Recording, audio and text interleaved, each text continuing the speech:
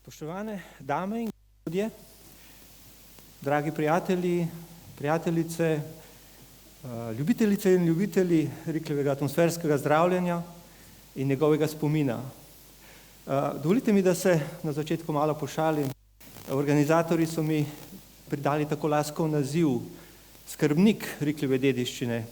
Moram povedati, da sem že dolga leta resnično zaskrbljen, da me skrbi za Rikljevo doktrino. No, kakorkoli že, Riklje je največjih pionirjev naravnega zdravljenja, je zagotovo začetnik atmosferskega zdravljenja in zaslužen za današnjo, rečemo, organizirano ponudbo zdravilišča na Bledu. Izbral sem si sliko Karingerja v uvodu. To je čudovita krajina iz privatne zbirke iz leta 1862. Se pravi, nekje 10 let preden je Rikli prišel, potem ko je Rikli prišel na Bled, in v tem času se ni zgodilo kaj posebnega. Ravno tako je tukaj pridrdrala kočija in se ustavila pred takratnim gostiščem Malner, današnjim Park hotelom, kjer je Rikli stopil in se zazrl čudovito pokrajino, ki ga je prevzela in kjer je potem ostal in hodil naslednjih več kot 50 poletij. Tudi to malo vasico je postavil na svetovne zemljevide. Ko govorimo o Arnoldu Rikliju in njegovi dediščini, se moramo zavedati, da je neprecenljiva svetovna dediščina prav izvirna zgodba o Rikljevem življenju. Danes nam je strogo odmerjen čas, ampak mislim, da je izredno pomembno, da si v parih besedah pogledamo tudi kronološko glavne mejnike njegove življenjske usode. Kot ste že slišali, pred 200 leti, na današnji dan, pred približno pol ure, bi dejali, se je v Angnu ob Ari rodil kot četrti od skupno 11 otrok Abrahamu Friedrichu in gospe Vereni Moser, naš veliki pionir naravnega zdravljenja. Že kot otrok se posebej kasneje v dobi učenja je vedno hrepenel po kopanju v potoku Mühlenbach in tudi v reki Are, ter se na obronkih, takrat sam opisuje, teh gozdnih jaz predajal preprostim svetlobno-zračnim kopelim. No, na tem posnetku, to je litografija nekje iz polovice 19. stoletja, lahko vidite Wangen, znameniti leseni most s prvo železnico, v levem kotu pa presenetljivo odprto uto, ki je mogoče tudi služila kot navdih kasneje Rikliju za kolonijo zračnih ut ob jezeru. No, po strogi domači vzgoji so ga starši potem poslali na izobraževanje v ustanovo bratu Pavlus v Korntalu in tudi kasneje v Ludwigsburgu v Nemčiji. Tukaj na desni lahko vidite rojstno hišo, ki še danes stoji na levi strani, barvarna očeta, ki je danes ni več, ampak zanimivo je, da je prav gospod, veliki prijatelj Bleda, gospod Peter Rikli, on je sorodnik po bratu Gottlibu, bratu Arnolda Riklija, in se zaveda pomena kulturne dediščine in Rikljeve doktrine, tako da je odkupil in tako lepo obnovil Rikljevo rojstno hišo. Je drugače izredno talentiran dirkač, znan dirkač Honde, danes se ukvarja tudi z lesarstvom in podjetništvom. No, in ko sledimo Rikliju naprej po 2-letnem šolanju, ga starši, takrat je imel 16 let, pokličejo domov in celotno pot iz Ludwigsburga pa do Wangna prehodi peš. Ludwigsburg približno 15 km severno od Stuttgarta, če bi danes pogledali to razdaljo, bi videli, to je v ravni liniji skoraj 300 km v 5-6 dneh. In kot sam pravi, neskončno srečen in končno osvobojen šolske prisile. Na tej sliki je Arnold, ampak njegov vnuk, ki ga je vestno posnemal tudi pri podpisovanju. Leto 1939 v Wangnu prične delati kot vajenec v barvarni svojih staršev in prav na tem posnetku lahko vidite eno redkih ilustracij, kako je ta barvarna izgledala v notranjosti. To je iz zgodovine, iz dediščine sorodnikov v Wangnu. Leta 1941 zaključi naborniško usposabljanje, za ostrostrelca v Bernu in tudi za odlično streljanje prav takrat eden od 6 prejme znamenito nagrado. Leta 1942, to je eno pomembnih let, odpravi se namreč na daljše potovanje po Evropi, kjer obiskuje sorodne tovarne za barvanje rdeče preje. Ob tem koncu leta obišče tudi svojega strica v Ajdovščini.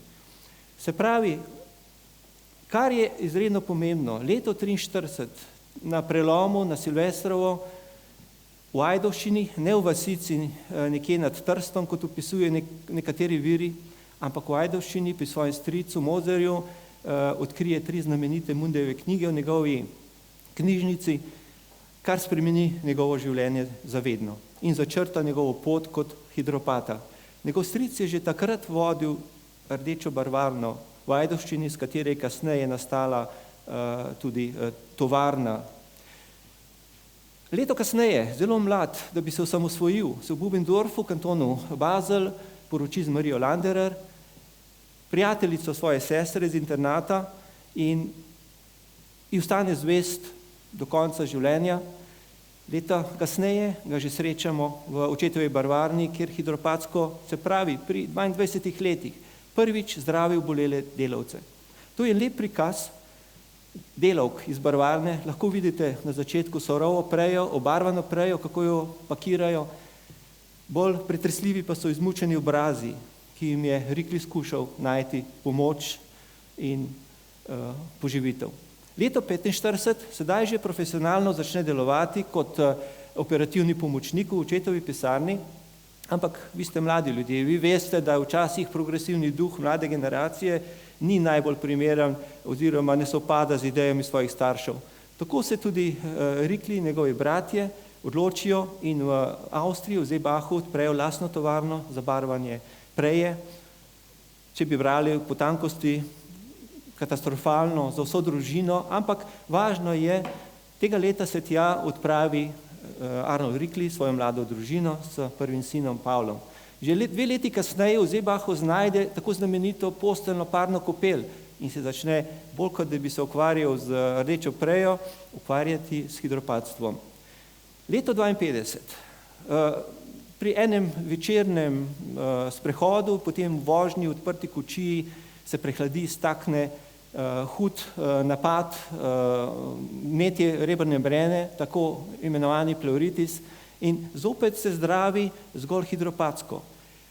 Po navodilih strica Mozerja mu on predlaga, pridi, ukrevaj na naš čudoviti Bled in dejansko tega leta naj bi Rikli prvič prišel na Bled. Tu je podoba Goldensteina, govorim o tej lepi barvni litografiji, ki leta 1849, se pravi 3 leta preden je Rikli prišel, prvič na Bled prikazuje Malnarjev domačijo in v ozadju lahko vidite preprost zdraviliški dom, kjer je Malnar že takrat nudil, lahko rečemo, preproste zdraviliške storitve svojim gostom. No in leta 1955 Rikli prav ta, se pravi kopališki salon, majhen vzame v najem od starega Malnarja in prične z naravnim zdravljenjem. Prvo leto je celo poskusil v zimski sezoni, tudi prvič in zadnjič, delovati kot hidropat po zimi na Bledu, ogromne propagandne akcije, ampak težka, huda blejska zima mu je že prvo leto pokazala ostre zobe in gostje so takrat bolj sedeli uporabljali ledene kopeli kot karkoli drugega. Zato ga že čez 2 leti, leta 1957, po tej zimski sezoni srečamo v Ljubljani, kjer deluje kot hidropat in z družino biva na krakovskem nasipu številka 67. No, od leta 1959 se prične živeti striktno po vegetarijanskih načelih, skladno zdravilcu Hanu iz tistega časa in uporablja to metodo nekje 19 let, vse do leta 1978, ko nekje na svojem telesu spozna, da mogoče tisto, kar je dobro za kovača, ni dobro za krojača. In vidi, da je stalna vegetarijanska prehrana, da tudi za njegov način delovanja ni dobra in je začel takrat priporočati samo občasne zdraviliške vegetarijanske metode. Leta 60, kot veste, takrat tudi uradno odpre Tržaško parno kopališče ter prične v zimski sezoni tudi upravljati hidropatsko zdraviliško prakso v Trstu. No, najpomembnejše leto za nas je leto 65. To leto on pogumno promovira prvo svetlobno zračno postajo na Pošici, nad Gorjem in tudi ostale svetlobno-zračne parke v blejski okolici in uradno prične z atmosferskim zdravljenjem. Tu je zdaj redno pomembno. Rikli deluje 10 let kot hidropat, potem pa je opazil, da posebno pri težjih bolnikih, da je voda preveč agresivna in je začel iskati milejše oblike, zrak, svetlobo. In ne morete ga bolj užaliti, kot če ga od leta 65 pokličete in kličete za hidropata, za vodnega zdravilca, kar dokazujejo tudi številni članki, kjer je svoje ime kot hidropata velikokrat prečrtal z debelimi črtami.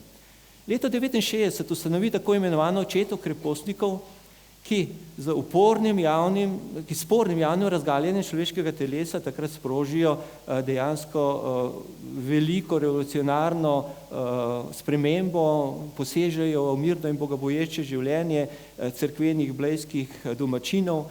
Morate se zavedati, v tem času so vsi mislili, da je zrak strupen, nočni zrak, ker ni fotosinteze, je strupen, odkrivanje telesa soncu je nezdravo. Kakšna sprememba, kakšna revolucija je takrat bila, da so ljudje pač odvrgli prve obleke, to si zelo težko predstavljamo. Od leta 1969 do 1973 Rikli testira prvo zračno uto na Blecu, to je ta griček tukaj nad Farno cerkvijo, in v zimski sezoni tudi prične ne samo v Trstu, ampak z zdraviliško prakso tudi v Meranu, kasneje v Ferencah ter v Grisu pri Bovznu. Leto 1973, svečano odprtje prve kolonije zračnih ut od Blejskem jezeru in on tudi takrat odkupi gostilno pri Ilku, to je pod Blecem, stavba, ki še danes stoji.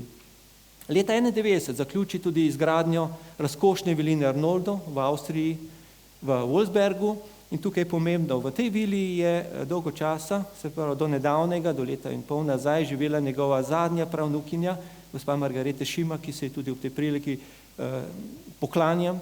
Ona je bila velika prijateljica Bleda. Podarila je občini Bled tudi čudovito, ogromno sliko Kancijanija. Kanciani je to podaril, narisal za svojega mecena Arnolda Riklija, vključno z 4 ostalimi slikami. In kljub temu, da je imela v Wolfsbergu na krščanskem pokopališču imajo veliko grobnico, ampak ona je želela, da kljub temu, da ne bo pri svojih otrocih, pri svojem možu, je želela biti pokopana pri svojemu pradedku, tako da je sedaj kot zadnja pravnukinja našla mir pri svojem pradedku. No. Leta 1991 se kot častni gost Rikli svojo ženo Marijo udeleži svečanega praznovanja, takrat 26. obletnice svetlobno-zračne postaje nad Pošico pri Gorjah, kjer so mu častilci tudi postavili to znamenito tablo, ki še danes stoji, obstaja na tej skali, in so mu tudi podelili častno priznanje. No, leta 1995 ugleda luč sveta nov zdraviliški salon, tako imenovani kursalon, imenovali so ga tudi špajzesalon, kurhaus, se pravi jedilnica, zdraviliški salon in podobno. Nikakor ne Riklijeva vila, kot jo to danes imenujemo, ampak ker je to Rikljivo, je to nekje ostalo. Nažalost je to težka zgodba, ki se tukaj ne bomo dotikali in upamo, da bo se nekoč le našla rešitev. Bili smo že blizu dejansko rešitvam generalne obnove, ampak na koncu se je vedno nekaj zataknilo. Leto 1999 Rikli zaključi zgradnjo tudi nove kopališke zgradbe, tako imenovanega Kurbada, kopališkega salona, ki stoji na mestu današnje Kazine. Dokonča tudi sedaj, pazite, vilo Rikli ter prvih 6 zračnih ut na zgornjem platoju. To je edina slika z napisom Vila Rikli na stavbi in verjetno ste prepoznali, to je stavba današnje poslovne šole ICD-ja. Se pravi, Tam je bila vili Rikli, zraven še ena manjša stavba in leta 1901 Rikli dogradi še 6 dodatnih zračnih ud na desni strani in kar predstavlja potem 44 ud v 2 kolonijah. Leto 1904, na predvečer, se pravi 50. obletnica obstoja blejskega zdravilišča, njegovi privrženci mu izdajo medaljo, izdajo mu posebno brošuro in z otroci sinovi postavijo tudi spomenik na straži. No, leto 1906, 30. aprila ob 8. zjutraj, pa Riklija v Wolfsbergu na avstrijskem Koroškem objame večna svetloba. Sedaj, ko govorimo tudi v drugem delu, danes bomo spregovorili predvsem o dediščini, ko govorimo o osnovni nepremični in premični dediščini, bi se želel še malo pošaliti in vas vprašati, mogoče, veste, če bi vas vprašal, katera bi bila najtanjša knjiga na svetu, če bi imeli nekje Guinnessovo knjigo rekordov. Ne? Zagotovo bi to bila knjiga Riklijeve ponudbe mesnih jedi. Tako se pohecamo, ampak tudi ta knjižica o njegovi dediščini, njegovi zapuščini ni kaj dosti debelejša. Poznamo, omenili smo njegov zdraviliški salon, nažalost leta 1991 proglašen za kulturni spomenik. Poznamo reliefno podobo na njegovi vremenski hišici, poznamo njegov spomenik na straži, potem letnica in znak Rikli Kulma, ki se je ohranil na straži kot Riklijevi čudodelni poti ozdravitve, potem še vedno je ohranjena plošča pri kmetu na Poljšici in skala, kjer je bila ta znamenita pot za močnejše gospode in ki jo je Rikli poimenoval Riklijeve oziroma Arnoldove višave. Ohranjena je bogata bibliografska zapuščina, ki nam omogoča preštudirati tudi atmosfersko zdravljanje. No, ena najlepših spomenikov pa je Riklijeva cesta, ki je kljub težkim razmeram zdržala, prestala vse vojne vihre, spremembe političnih režimov in je kot redek spomin ostal na našega zdravilca. Domačini so rekli, tam čez za cerkvijo, kjer hodi Rikli, se pravi zdravilišča, pa gor do svojega doma na Blecu oziroma do gostilne pri Ilku. Riklijeve stanovanjske vili smo omenili, od leta 1997 je tu poslovna šola IECD in nažalost tudi pri konceptu obnove se ni ohranil niti najmanjši detajl, ki bi kakorkoli pričal o prvotnih lastnikih. No, Riklijevo oljno podobo, najbolj znano reproducirano podobo, lahko vidite v prostorih turističnega društva Bled. Ohranilo se je glinen doprsni kip Riklija in tudi sedaj ulitek bronasti Riklija. Riklijev doprsni portret v pozlačenem florentinskem okvirju nam je služil letos za izdelavo jubilejne znamke, kar boste slišali malo kasneje. Ohranil se je lep pribor z žigi, ohranilo se je tudi veliko portretov. Riklijev mladostni oljni portret njegove soproge, matere, očeta. No, najbolj zanimive pa so te 3 knjige.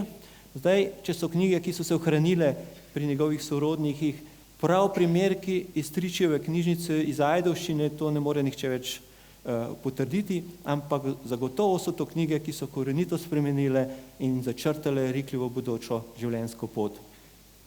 Album malih razglednic, Rikli je, kjerkoli potoval, je zbiral male razglednice, kasneje v drugi polovici 19. stoletja jih je urejal in hranil najmlajši sin Oskar v Wolfsbergu. No, tu je ogromno razglednic, dopisnic in pisem, ki vsi pričajo o času, o Bledu, o razmerah, ki so se tukaj dogajale. Kopalna kad na Blejskem gradu, tu moramo omeniti, tu je posebna zgodba, za katero danes nimamo časa, ampak grajska muzejska zbirka igra izredno pomembno vlogo pri osveščanju širše javnosti o Riklijevi doktrini, saj se vsak dan, vsak mesec tu obrne na tisoče gostov, ki se seznanjajo z Riklijevo doktrino. Ostrostrelska salonska puška sa svojo zgodbo, potem njegova Mona Lisa svojo zgodbo. Rikli je imel zelo rad klavir, igral je sam tudi fagot in kitaro, poznamo njegov posebni polifon za glasbo, to je klavir, ki se je ohranil pri njegovih sorodnikih. Izredno zanimivo je portret gvaša na papirju z zlato obrobo in tudi portret njegove soproge.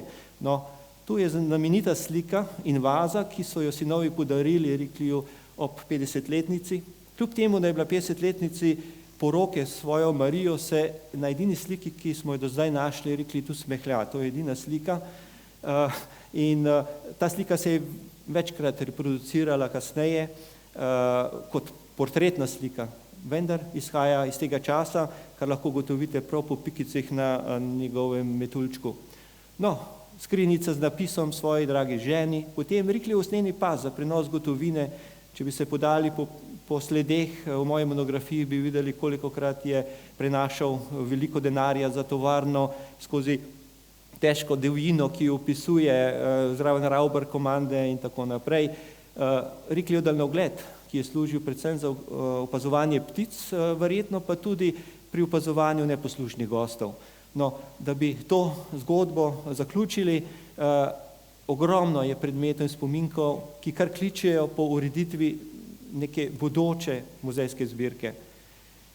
Včasih nam morajo prav tujci odpreti oči. 2 leti nazaj je v dobrem prispevku BBC Travelja izšel članek o Rikliju, ki so ga ponaslovili takole: Bled, rojstno mesto modernega naravnega zdravljenja. Tudi strokovni članki, naprimer članek gospe dr. Zvonke Zupanič Slavec, nosi izredno prodoren naslov. Riklijanstvo, sinonim za zdrav življenjski slog s slovensko tradicijo. Riklijevo atmosfersko zdravljenje je neprecenljiv del svetovne dediščine naravnega zdravljenja. In moramo se zavedati, da je Bled rojstno mesto atmosferskega zdravljenja v globalnem pomenu. Ne bom šel zdaj v detalje strokovnjakov, gospodov z inštituta Oregonu in kako se vsi predstavljajo. Atmosfersko zdravljenje je nastalo na Bledu. No, in mislim, da je zdaj tudi prilika, če bi se podali po teh poglavjih moje knjige, eno celo poglavje v bibliografiji. Tu je bogat izbor Riklijevih strokovnih del. Zagotovo najpopolnejše predstavljen pregled Riklijevega obsežnega življenjskega opusa. Od brošur, knjig, obračunskih knjig zdraviliškega zavoda, rokopisov in podobno. In danes bi želel z vami spregovoriti prvi o izboru, ker poskušamo definirati prav to atmosfersko zdravljenje, v katerem se izredno malo ve o njegovi definiciji. Poglejmo si kronološki pregled teh publikacij o atmosferskem zdravljenju.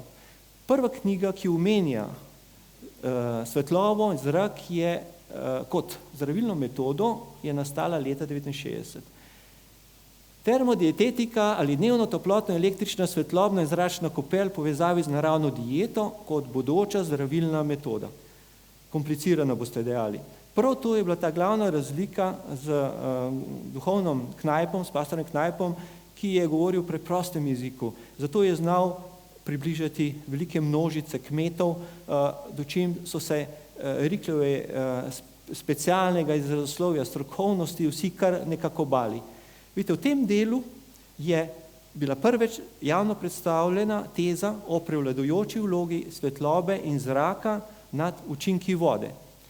Takole pravi: zdravljenje s svetlobnimi in zračnimi kopelmi vodi hitrejši in bolj učinkoviti obnovi človeškega bitja, kakor katerakoli še tako napredna metoda vodnega zdravljenja. Človeško bitje ni riba, voda ni naš najvišji element življenja. In potem nadaljuje: svetloba in zrak sta naši najvišji, najbolj prefinjeno organizirani življenjski svojstvi, brez katerih bi se celotno organsko življenje v najkrajšem času razgradilo in preminulo. To so bili časi. Omenili smo istega leta ustanovitev čete krepostnikov. Gospodje v frakih, tudi kmeti, si niso smeli zavihati skoraj rokav, ker je to že bilo absurdno, nesramno, nemoralno. Gospe se niso smele spustiti svojih las, kaj šele odložiti težke korzete. To so bili res revolucionarni časi. Leta 1977 izide naslednje delo, kar se tiče atmosferskega zdravljenja, svetlobno-zračna kopel, osnovana na 12-letnih dietetičnih in terapevtskih izkušnjah. Tukaj Prvič Rikli priporoča primerna oblačila za svetlobno-zračne kopeli, to je ta znamenita njegova poza, vidimo v tistih časih, revolucionarno, kratki rokavi, hlače, odprta srajca do pasu, bosonog, to je bila revolucija. Tukaj je tudi ta strokovna obrazložitev pomembnosti delovanja svetlobe in zraka na kožo ter na ostale organe s poudarkom tudi na blejski zdraviliški praksi. Zanimivo, poglejte, do sedaj nismo še nikjer zasledili sončnih kopeli. Vidite, to je ta progresivna rast razvoja, ki jo v bistvu sedaj odkrivamo. Šele leta 1890 zopet, to je bilo naslednje delo, osnovne doktrine naravnega zdravljenja s posebnim poudarkom na atmosferskem zdravljenju, kjer je Rikli zopet prikazal tedanje razmere.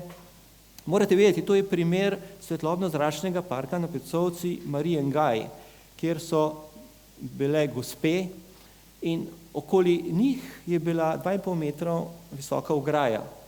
Kaj je to v tistih časih pomenilo? Sedaj zlobni jeziki govorijo, da je vsaka grča na teh deskah, da je bila izbita, da kadar ni bilo stražarjev, da so lahko nekateri poredni domačini uživali ob lepotah blejske idilike, ampak to je bilo za tiste čase tako revolucionarno.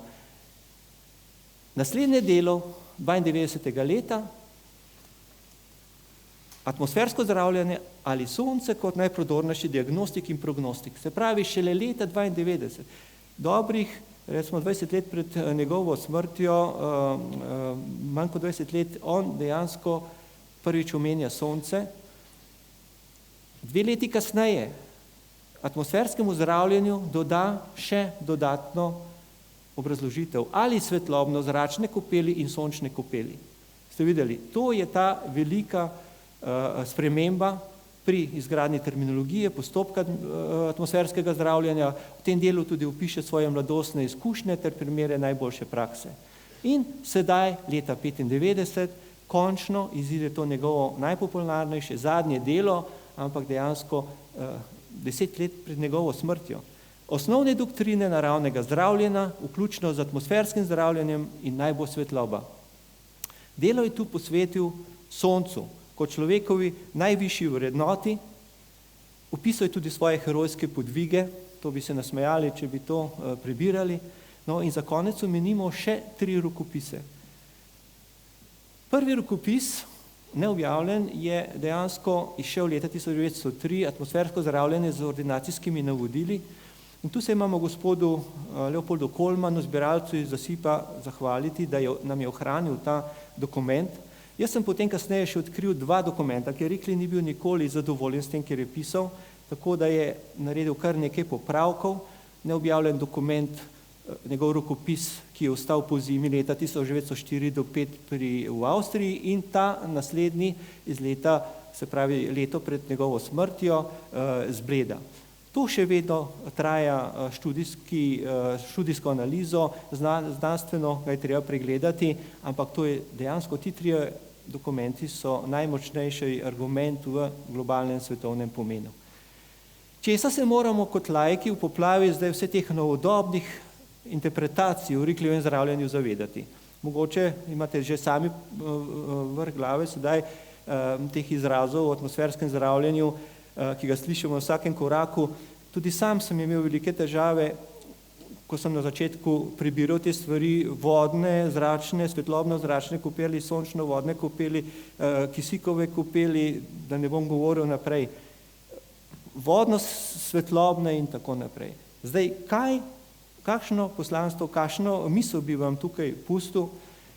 Še enkrat si poglejmo ta njegov rek. V tem reku je zapisana dejansko vsa zgodovina, bi nekaj rekli, tega atmosferskega zdravljenja. Povedal sem že, da je Riklijev vzornik na začetku Munde, kasneje Prisnic, najmočnejši pa je bil Rause. Ne Rousseau, ampak Rause, on je bil zdravilec, ki je tudi napisal knjigo Wasser tut freilich, se pravi, voda je koristna. In Rikli mu je v tem delu v bistvu dal, s tem rekom mu je izkazal dolžno spoštovanje, ko je napisal, voda sicer koristi, ampak več zrak in najbolj svetloba. Se pravi, ko govorimo o Rikliju, moramo govoriti o svetlobi, o zraku, o soncu, ne o vodi. Voda mu predstavlja od leta 65 naprej samo dodatni, bi rekel, možnosti dražljaja pri tako imenovanem kontrastu nasproti pri utrjevanju telesa, kar bomo videli kasneje. Atmosfersko zdravljenje je najbolj prefinjena oblika obnovitve življenjskih moči, vendar ni ohlajanja brez poprejšnjega ogrevanja telesa. To poznate tudi sami. Kadar ste se podhladili, nič novega. Ne? Če greste še v tako vročo kopel, traja časa, da se telo pomore. Obratno pa, kadar se pregrejete, se lahko valjate v snegu goli brez najmanjših problemov. Tu v bistvu moramo gledati dva glavna sistema. Prvo, če gledamo dopoldne, živčni sistem, popoldne, presnova, metabolizem, delovanje notranjih organov. Rikli je bil zagovornik, da se nikoli ne zdravi bolnega dela telesa, ampak se vedno zdravi celo telo. Ko vi utrjujete celo telo, telo vpliva na to, zbere moč, da ozdravi tudi bolan del. In prav v tem, ta glavna elementa njegovega atmosferskega zdravljenja sta naslednja. Svetlobno-zračna kopel je vrelec najmočnejšega obnavljanja živčnega sistema. Se pravi, ko so njegovi pacienti zjutraj še v temi pograbili tisti boren zajtrk, ki so si ga potem morali prislužiti v potu svojega obraza, so prišli že pregreti do teh svetlobno-zračnih parkov in so v bistvu se potem, ko so se slekli, so se na svetlobi in v senci, na svetlobi so se v bistvu dražili živčni sistem in so obnavljali sistem živčevja in spodbudili delovanje živčnega sistema. Nasprotno pa potem popoldne, ko so se vrnili nazaj, so se na soncu predajali tako imenovanim sončnim kopeljem kot vrelci najbolj intenzivnega prečiščevanja življenjskih sokov. Se pravi, Rikli je bil nasprotnik sončenja celodnevnega. On se je zavedal že takrat nevarnosti sonca in je vedno dejal od 5 do 45 minut, lahko tudi obsevanje posamičnega dela in je to striktno predpisal. Vedno glava v senci in kasneje s tem na soncu, na vročini se je telo pregrelo, preznojilo, potem pa so z vodnimi dodatki, s prhanjem, z ovijanjem v koce, z različnim stimuliranjem, masažo, z bosonogo hojo po razbeljenem kamenju in podobno ste dobili še dodatne efekte z gibanjem in počivanjem in pravilno prehrano, zagotovo v enem mesecu boljše rezultate. Situacijo najlepše prikaže blejska riklijanka. To je slika nekje z preloma 19. stoletja. Vidite, gospod v zrelih letih, kako ponosno kaže levi gleženj, lepe sandalce, ima palico, ima mogoče malo pretežek klobuk za te razmere, ampak vseeno lažji kot težki korzeti.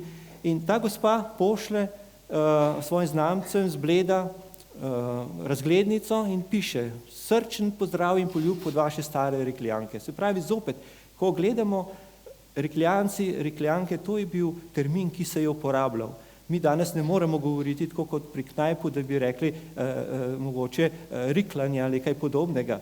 Riklijanci, to so originalni nazivi, nekaterih imenujejo rikljivi indijanci in podobno, ampak gospa se v tistem času ni upala poslati tega pisma, te razglednice, ampak ga je poslala v pismu, kar kaže na presedans, na možnost pohujšanja in težkih razmer. Kaj se je potem zgodilo? Predstavljajte si, 40 let prej Rikli že razkaže svoje telo. Leta 1999 so pri njemu na šolanju znameniti ljudje, gospa Ida Hoffman, Oydenhaven, potem Greser. To so bodoči ustanovitelji Monteverite, Gore resnice,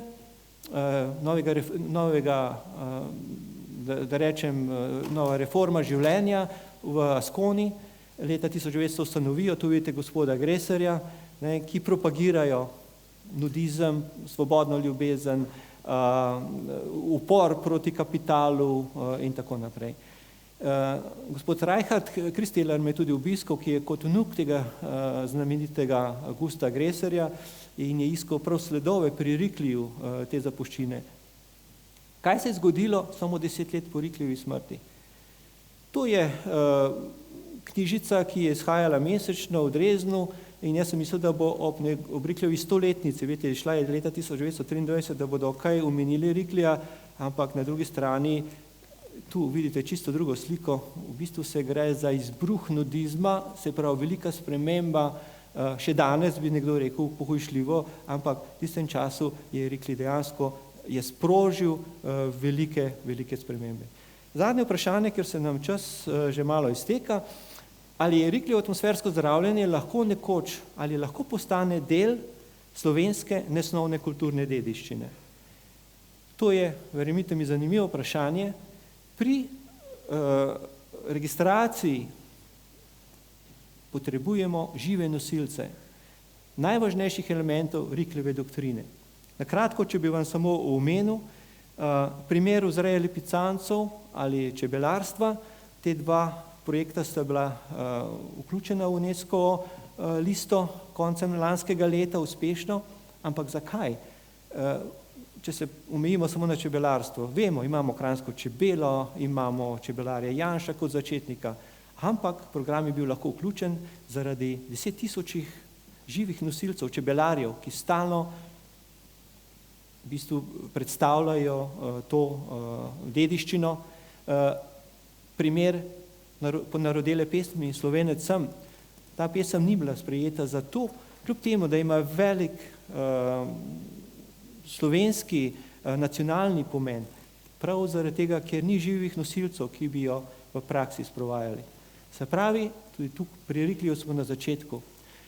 Zdaj, mogoče samo en kratek vidik pravno začrtane usmeritve uporabe Rikljeve blagovne znamke. Zadnji rezultati na sodiščih kažejo prav na to, da se Rikli ne more monopolizirati. Se pravi, Rikljevega imena se ne more lastiti nihče. Izredno važno pa je, da se uporablja skladno z dokazanimi zgodovinskimi dejstvi in tudi, da se uporablja in trži na način, da ne blati ali žali Rikljevih potomcev. Kdo so danes najvažnejši nosilci dediščine Rikljevega atmosferskega zdravljenja? Zagotovo je Sava, hoteli in rezorti eden od nosilcev, ki nam prikazuje Rikljev koncept v Rikli Balance hotelu, kako živeti po Riklju, trudijo se nadgraditi te sisteme, tudi kasneje bomo v strokovnem delu to videli. Pred kratkim so vključili Rikljeve prehranske nasvete po mesecih, prevedli so vegetarijansko kuharico v Riklju in nudijo vsak mesec izbor njegovih jedi, imajo sprostitveni park in podobno. Eden največnejših nosilcev je prav Zavod za kulturo Bled z oživljanjem posamičnih segmentov Rikljeve doktrine, predstavitev muzejske zbirke nagrado smo že povedali, nagradi tudi Rikljeva soba in Turizem Bled, recimo tudi kasneje v predstavitvi, je z digitalizacijo nepremične dediščine in z oživitvijo Rikljevih poti po svetlobno-zračnih parkih dejansko ohranil za naslednje rodove in s posebno, bi rekli, s posebnim 5-zvezdičnim doživetjem svetlobno-zračnih kopeli preživite dan z Rikljem, tudi nekako začeli povezovati, vključevati različne deležnike, imenujemo jih bodoče nosilce, naprimer ponudnikov jedi z Rikljeve vegetarijanske kuharice, vodiče, različnih produktov in podobno. Imamo živi lik Arnolda Riklija, ki več kot verodostojno predstavlja našega vizionarja pri vseh prireditvah, vodi nas po poteh. Letos bo 25. Riklijev tradicionalni pohod, ko vas že zdaj prosim, da se ga udeležite, ker bo nekaj posebnega, prvi teden v juliju, takrat se odpravimo na Rikli Kulm, opravimo nekatere vaje in seveda v duhu rikljanstva tudi to zaključimo. Tudi v Gorjah so sprejeli odločitev, da bodo imeli Riklijev pohod od te Poglejske cerkve do znamenite skale, kjer so bile Rikljeve višave. Imamo predstavitve Riklija v filmu, dober film gospe Amalije Mikša, kjer lahko zadnjič, vidimo najnovejše Riklijance na straži, kasnejših takih ni bilo, in tudi gledališke predstave s prikazi elementov Rikljevega atmosferskega zdravljenja. Tu smo v začetni fazi idejne zasnove. Tudi pri zasebnih namestitvah, naprimer Veldec, B&B na Bledu, želijo nekatere elemente vključevati, ampak sedaj pridemo do glavnega in zadnjega vprašanja. Ne. Primer najboljše prakse, gospod Rikli bi bil izredno žalosten, če bi vedel, da ga primerjamo s knajpom, saj je on začel delovati kot hidropat že 3 leta prej, preden je knajp sploh začel delati teste z vodo. Ne. Ampak vseeno, Verishofen v Nemčiji s knajpom živi in diha celotno zdraviliško mesto. In to bi morali narediti tudi na Bledu. Potrebujemo žive nosilce, nesnovne kulturne dediščine, Riklevega atmosferskega zdravljenja. Vsi deležniki, vodiči, hotelsko osebje, privatni sektor, vsi bi morali striktno upoštevati primarne vire in Rikljo originalno zdraviliško prakso. Seveda, vse se začne in neha pri izobraževanju. Mogoče en odgovor za bodoče, Rikljeva akademija, kjer bi se s teoretičnimi, praktičnimi programi usposabljali bodoči predstavniki za poklice v zvezi z Rikljevim atmosferskim zdravljenjem, kjer bi se programi certificirali in uporabljala dobra praksa. No, kakorkoli že, mogoče na koncu, star slovenski pregovor pravi, jabolko na dan odžene vse zdravnike stran. Ne. Rikli se je kar dobro založil z jabolki na svoji dolgi poti, mi pa zagotovo, pred nami pa je še dolga pot, ki jo moramo prehoditi in verjemite, samo skupaj bomo zagotovo prišli dlje. Tako da, hvala lepa vam.